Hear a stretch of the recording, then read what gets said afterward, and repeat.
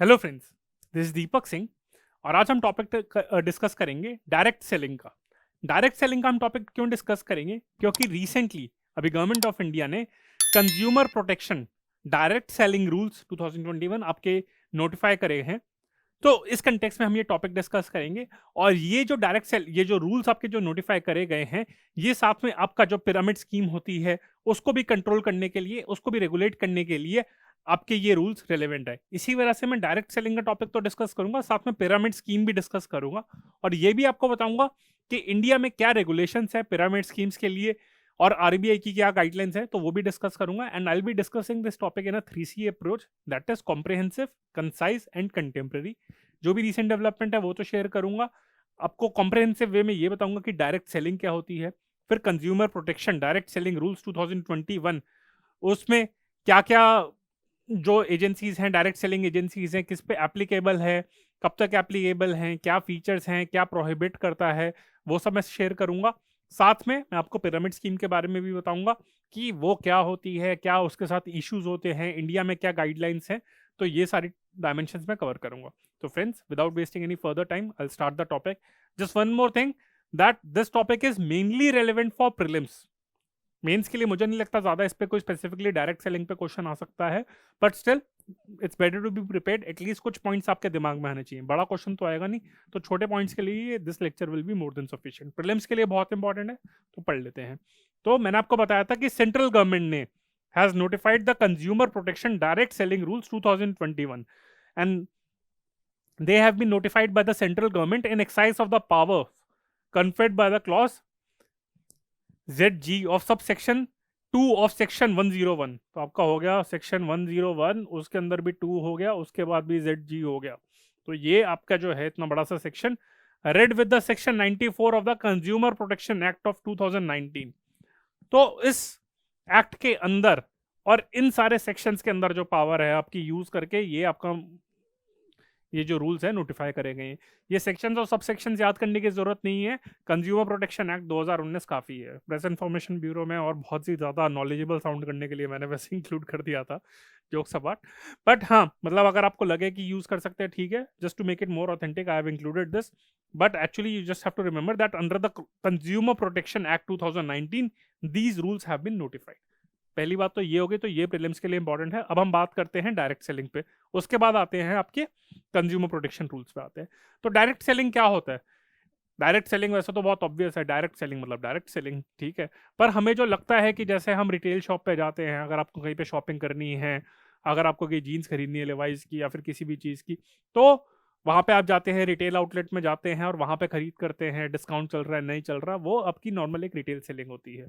तो ये direct selling नहीं होती, ठीक है। Direct selling means selling products directly to consumers in a non retail environment.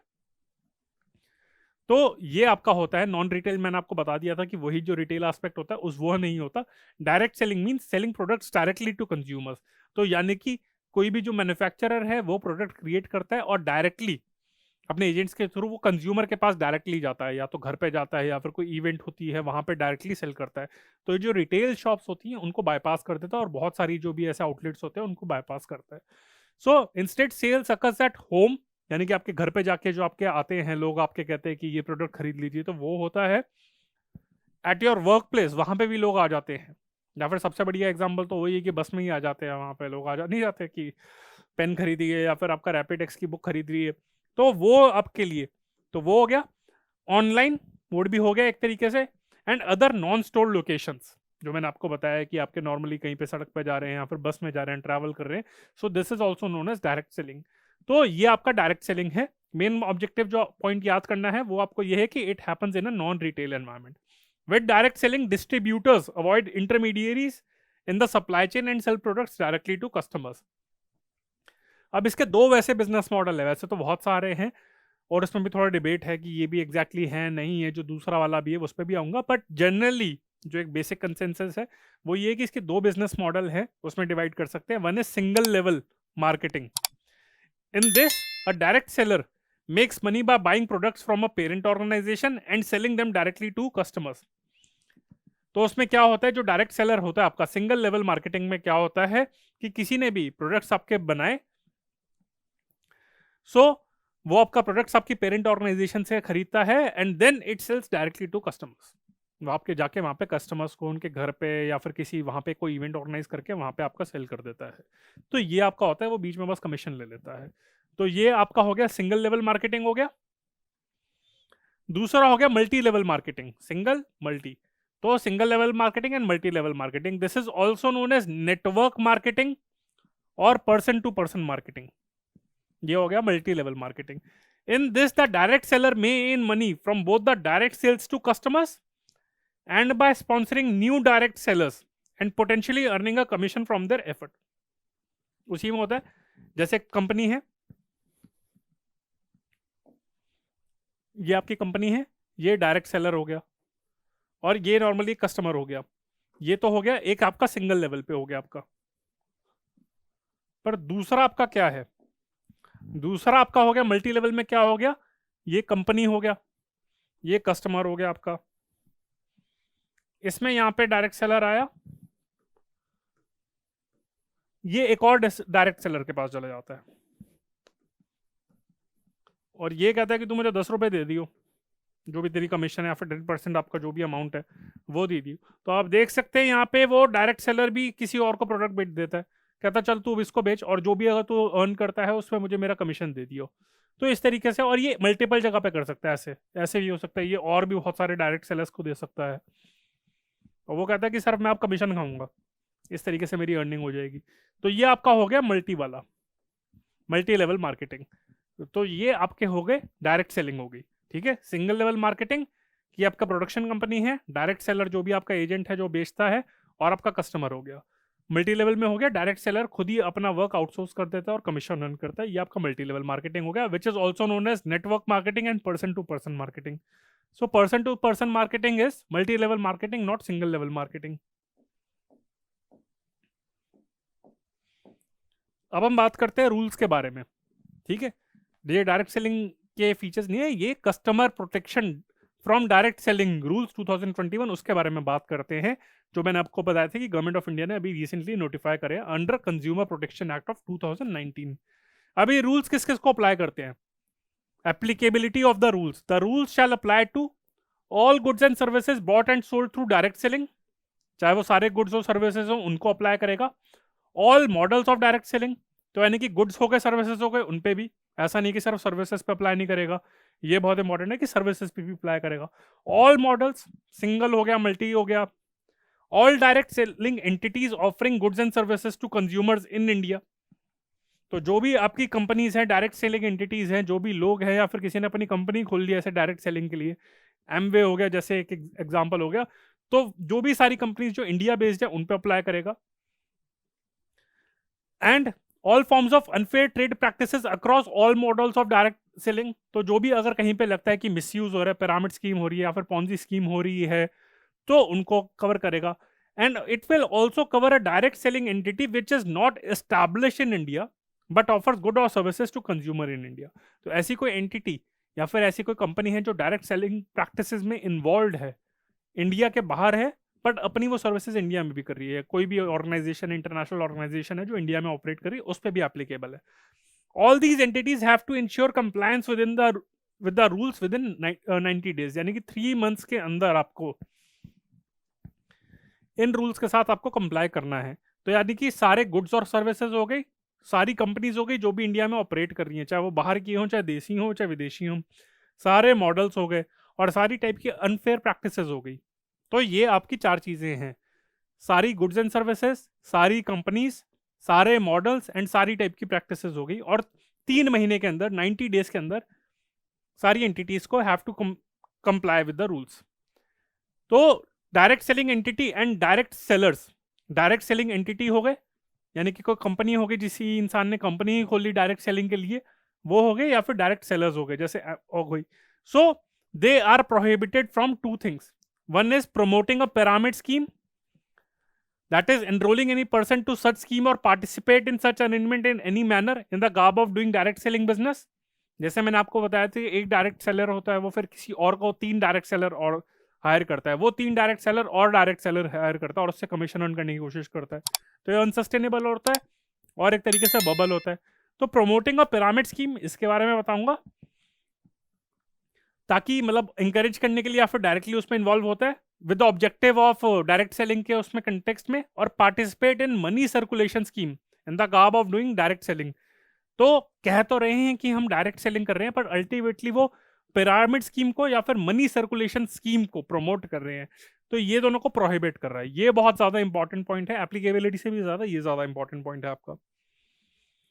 अब ये स्टेट गवर्नमेंट के लेवल पे मॉनिटरिंग को भी इंश्योर करता है। For ensuring compliance of these rules by direct selling entity and direct sellers, every state government will have to set up a mechanism to monitor or supervise the activities of these entities and sellers। तो यानी कि state level पे monitoring होगी, central level पे नहीं है, state level पे उनको एक मैकेनिज्म सेटअप करना पड़ेगा। तो यानी कि ये चीज हो गया। Now what are the obligation of direct selling entities. पहले मैंने बताया कि ये रूल्स किनको अप्लाई करता है, किन एंटिटीज को, क्या सर्विसेज को, क्या प्रैक्टिसेस को, क्या मॉडल्स को। दूसरा मैंने आपको बताया कि क्या क्या प्रोहिबिट करता है direct selling entities and sellers को, pyramid scheme and money circulation scheme. तीसरा हो गया स्टेट गवर्नमेंट के लेवल पे मॉनिटरिंग करता है। चौथा फीचर इसका क्या है, कुछ डायरेक्ट सेलिंग एंटिटीज की ऑब्लिगेशंस है under these rules, that is they have to be incorporated under various acts such as Companies Act of 2013, और अगर पार्टनरशिप फर्म है then has to be registered under the partnership act of 1932, और अगर limited liability partnership है then have to be registered under the limited liability partnership act of 2008। तो long story short, इनको register करना पड़ेगा अपने आप को कंपनीज एक्ट के अंदर, पार्टनरशिप एक्ट के अंदर, लिमिटेड लायबिलिटी पार्टनरशिप एक्ट के अंदर। they need to have a minimum of one physical location as its registered office within India। तो यानी कि अगर कोई भी डायरेक्ट सेलिंग एंटिटी है, ऐसा नहीं कि घर से काम कर रहे हैं, आपको इंडिया में कहीं पे एक फिजिकल लोकेशन पे आपका ऑफिस होना चाहिए, और वेबसाइट वगैरह पे सारी डिटेल उसकी अपडेट होनी चाहिए। All products of direct selling entity to comply with the declarations to be made under the legal metrology act of 2009। ये भी आपका इंपॉर्टेंट पॉइंट है, काफी अलग से है। तो जो भी सारे प्रोडक्ट्स आपके सेल कर रहे हैं ये, तो उसकी डिक्लेरेशन होनी चाहिए under the legal metrology act of 2009। Every direct selling entity has to establish an adequate grievance redressal mechanism, क्योंकि इन स्कीम्स का काफी ज्यादा मिसयूज होता है। तो कभी कभार हो सकता है कि एंटिटी की गलती ना हो, पर उसको कुछ लोग उसके नीचे लेवल पे मिसयूज कर रहे हैं, तो उनको एक ग्रीवेंस लेवल रिड्रेसल मैकेनिज्म होना चाहिए, यानी कि एक शिकायती कंप्लेंट मैकेनिज्म होना चाहिए, जहां पे लोग अपने आपकी ग्रीवेंसेस, शिकायत, कंप्लेंट्स आपकी लॉन्च कर सकते हैं। Also, the grievance redressal officer should acknowledge the receipt of any customer complaint within 48 working hours, यानी कि 2 दिन के अंदर, 48 working hours to be precise, of receipt of such complaint and redress the complaint normally within a period of 1 month। तो जो भी आपका grievance redressal mechanism आपका सेट करती है डायरेक्ट सेलिंग एंटिटी, और उसके बारे में इंफॉर्मेशन भी प्रोवाइड करनी पड़ेगी, और जब उसको वहां पे आपको कंप्लेंट मिलती है तब आपको 48 वर्किंग आवर्स के अंदर आपको ये एक्नॉलेज करना पड़ेगा, ठीक है, कि कंप्लेंट हमारे यहाँ पे आ गई। मतलब काइंड ऑफ जैसे पुलिस स्टेशन में एफआईआर नहीं होती कि इतनी जल्दी दर्ज होनी चाहिए, तो इसी तरीके से आपको एक्नॉलेज करनी पड़ेगी कंप्लेंट इन 48 आवर्स। एंड जो कंप्लेंट है वो नॉर्मली टारगेट रहना चाहिए कि 1 महीने के अंदर कर देने चाहिए। अगर नहीं कर पाते तो आपको रीजन देना पड़ेगा क्यों नहीं कर पा रहे और क्या प्रोग्रेस है, और उसके बाद भी कुछ टाइम बाउंडेशन में 15 दिन या फिर 20 दिन या फिर 1 महीने के अंदर आपको ग्रीवेंस आपकी एड्रेस करनी पड़ेगी। No direct selling entity shall directly और indirectly falsely represent itself as a consumer and post reviews about it good और सर्विसेज और misrepresent the quality of features of any of its goods और services. तो होता नहीं है कि Google पे फेक रिव्यू डाल दिए, ये डायरेक्ट सेलिंग एंटिटी जो करती हैं इस तरीके से, ऐसे अपने आप को कस्टमर नहीं करना कि अपने प्रोडक्ट्स को खुद ही प्रमोट करे जा रहे हैं, कि कस्टमर्स उठाए अपनी कंपनी से वो खुद ही प्रमोट कर रहे हैं, ऐड में डाल रहे हैं, तो ऐसा नहीं करना। Also, the direct selling entity which explicitly or implicitly vouches for the authenticity of the good or services sold or guarantees that such a good or services are authentic shall bear the liability in any action related to the authenticity of such goods or services। तो जो direct selling entities कहती हैं कि यानी कि ये क्या करते हैं, डायरेक्ट सेलिंग एंटिटी कंपनी से प्रोडक्ट लेते हैं एंड दे सेल इट। तो ये जो इतना प्रमोट कर रहे होते हैं, अग्रेसिव प्रमोशन कर रहे होते हैं कि हम ये कर देंगे, वो कर देंगे, ये प्रोडक्ट इतना अच्छा है, ये सर्विसेज इतनी अच्छी है, आप यूज करके देखिए। तो ये जिस तरीके की सर्विसेज आपकी जो प्रोवाइड कर रहे होते हैं और उसके बारे में कह रहे होते हैं कि वी ट्रस्ट दिस, तो अगर इन केस वो गुड और सर्विस अच्छी नहीं रही, उसमें कुछ फॉल्ट है, कुछ वहां पे उसमें कुछ वो होता है घपला सा है, या फिर उसमें प्रोडक्ट में या फिर सर्विसेज में कुछ कोई भी किसी तरीके की शॉर्ट मतलब इश्यूज हैं, तो लाइबिलिटी भी इन्हीं की होगी, कंपनी के साथ साथ इनकी भी लाइबिलिटी होगी कि तुम इतने अग्रेसिव तरीके से प्रमोट कर रहे थे, तुमको बैकग्राउंड चेक करना चाहिए था, so you should be liable. हमने तो तुम्हें ट्रस्ट कर लिया, तो हमारे जो ट्रस्ट का मिसयूज हुआ है उसकी भरपाई करो। तो फ्रेंड्स, ये था मेरा lecture consumer protection direct selling rules 2021 के बारे में। बट दोस्तों, अभी पिक्चर अभी बाकी है, क्योंकि मैंने आपको बताया था कि दो चीज़ों के बारे में डायरेक्ट सेलिंग जो रूल्स है प्रोहिबिट करते हैं, वो हो गया पिरामिड स्कीम के बारे में, और दूसरा मदली सर्कुलेशन स्कीम के बारे में। तो मैं पिरामिड स्कीम बता देता हूँ आपको क्या होती है। तो ये होते हैं एक पिरामिड स्कीम का मैकेनिज्म। ऐसा नहीं कि इंटू 10 ही होना होता है, 1 into 10, तो यानी कि मल्टीपल में जाता है, 1 into 6 भी हो सकता है, 1 into 3 भी हो सकता है। तो यानी कि एक इंसान 10 को बोलता है, 10 इंसान आगे फर्दर 10 को बोलते हैं, 10 और मतलब वो 100 आगे 10 को बोलते हैं, तो 1000 ऐसे मल्टीप्लाई होते रहते हैं। ठीक है, तो इसका कोई लिमिट ही नहीं, इन्फिनिटी तक है। तो पिरामिड स्कीम का एक बिजनेस मॉडल है that recruits or engages members with the promise of payments or services for enrolling others into the services instead of sale of product or services। आपने Amway के बारे में सुना होगा, वो कहते हैं कि आप और मेंबरशिप बनाएं। ठीक है, तो ये पिरामिड स्कीम होती है। तो ये मेंबर्स को रिक्रूट करती है with the promise of payment. मतलब आपके पास अगर कोई आता है, वो ये कहता है कि आपको पेमेंट तब दी जाएगी जब आप 3 मेंबर और बढ़ाएं, और उन 3 मेंबर को भी कहते हैं कि आपको पेमेंट तब दी जाएगी जब 3 मेंबर और बढ़ाएं। तो उनको रिक्रूट करिए स्कीम के अंदर instead of sale of products और सर्विसेज। ऐसा नहीं कहते कि आपको ये प्रोडक्ट और सर्विसेज सेल करनी है, एक्चुअली वो ये कहते हैं कि आप इस स्कीम के अंदर और 3 मेंबर्स को लाए। तो ये होती है pyramid scheme. As a recruiting multiplies, recruiting becomes quickly impossible and most members are unable to profit. तो अल्टीमेटली आप देख सकते हैं कि एक बबल की तरीके से होता है, एक इंसान 10 को कर लेगा, 10 इंसान भी चलो शायद 100 को कर ले, मतलब हर इंसान 10 अगर 10 को करे, बट ये कब तक चलेगा, कहीं ना कहीं पे तो जाके बबल बर्स्ट हो गई। तो इस तरीके से पिरामिड की तरीके से दिखता है, इसी वजह से इसको पिरामिड स्कीम करा हुआ है। इसी वजह से पिरामिड स्कीम्स अनसस्टेनेबल है, एक लिमिट के बाद इनकी इश्यूज होते हैं, and that's why they are often illegal in various jurisdictions. There have been several instances of company following the pyramid business model while claiming themselves to be direct selling companies। इसी वजह से pyramid scheme को companies कहते हैं we believe in direct selling, but actually they are engaging in pyramid scheme, और ये unsustainable होती है, बबल होता है, इसमें लॉस होता है। इसी वजह से इसको बैन करने की, रेगुलेट करने की बात हो रही है। इंडिया में सिनेरियो क्या है? The price chit and money circulation schemes banning act of 1978, ये स्पेसिफिकली इसके लिए एक्ट है। The price chit and money circulation scheme, जो मैंने आपको बताया pyramid scheme and money circulation scheme, उसके लिए स्पेसिफिकली एक एक्ट है विच प्रोहिबिट्स एनी कंपनी और individual from running any pyramid और मनी सर्कुलेशन स्कीम। तो दीज आर बैंड, ठीक है, विच प्रोहिबिट्स एनी कंपनी और individual from running the schemes. तो यानी कि लीगली बैंड है, सिर्फ ये नहीं कि वो गाइडलाइंस में पहले भी बैंड है। इनफैक्ट आरबीआई ने भी काफी बार पब्लिक इशू नोटिस इशू करे हुए हैं, और साथ में कहा है, प्रमोट करा है कि लोगों को आगे आना चाहिए, पुलिस में कंप्लेंट लानी चाहिए। आप लोगों ने पोंजी स्कीम के बारे में भी सुना होगा, बट एक्चुअली पिरामिड और पोंजी स्कीम थोड़ी फर्क है। कुछ पोर्टल्स लिखते हैं कि दीज टू आर सेम, कुछ कहते हैं अलग है। तो एक स्कूल ऑफ थॉट का ये है कि although pyramid and Ponzi scheme might appear to be same, but they are slightly different. ठीक है, तो ये कहा जाता है कि पिरामिड स्कीम जो मैंने बताया था, these are based on network marketing. जो मैंने आपको बताया था कि मल्टी लेवल आपकी जो दो टाइप के डायरेक्ट सेलिंग के मॉडल है, उसमें एक सिंगल लेवल मार्केटिंग था, दूसरा मल्टी लेवल मार्केटिंग था, और उस मल्टी लेवल मार्केटिंग को नेटवर्क मार्केटिंग कहते हैं। सो pyramid schemes are based on network marketing where each person in the pyramid is tasked with bringing in their own subordinates and in turn profiting from their sales or recruitments। ये pyramid schemes होती है। This fails because it essentially requires an infinite number of people to join the company। But Ponzi scheme में क्या होता है? Participants are promised returns on investments supposedly into stocks or goods, but which are actually paid off for by new investors with the central lending figures taking a portion as profit।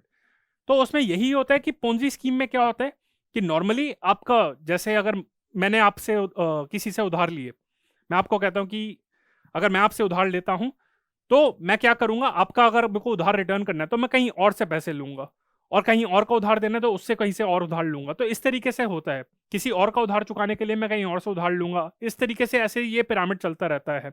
तो ये Ponzi scheme में होता है। Pyramid में ये scheme में होता है कि आपको नए लोग रिक्रूट करने होते हैं और उन लोगों को भी टास्क दी जाती है और लोगों को रिक्रूट करने के लिए for selling the products and services. ये पिरामिड स्कीम होता है। कंसेप्ट काफी हद तक सेम है, पर अगेन कुछ लोग कहते हैं कि ये दोनों में थोड़ा सा डिफरेंट है। तो फ्रेंड्स, ये मेरा लेक्चर था consumer protection rules, consumer protection आपका direct selling rules 2021 under the consumer protection act of 2019। और साथ में मैंने आपको पिरामिड स्कीम का भी बेसिक ओवरव्यू दिया है और ये भी बताया कि इंडिया में क्या रेगुलेशन है और आरबीआई का क्या गाइडलाइंस है। आई होप फ्रेंड्स आपको ये अच्छा लगा हो लेक्चर, प्रीलिम्स के लिए बहुत इंपॉर्टेंट है। अगर आपको अच्छा लगा है then do press the like button, share it with as many friends as you can and subscribe to the channel of AQ Bias। कोई भी क्वेरी है then please feel free to connect with us via all the social media platforms. Facebook हो गया, Instagram हो गया, Telegram हो गया, YouTube हो गया। ये हमारा कॉन्टैक्ट नंबर है 9319057600। कोई भी क्वेरी हो then please feel free to connect with us. So friends, this is Deepak Singh on behalf of AQ Bias। Bye, thank you.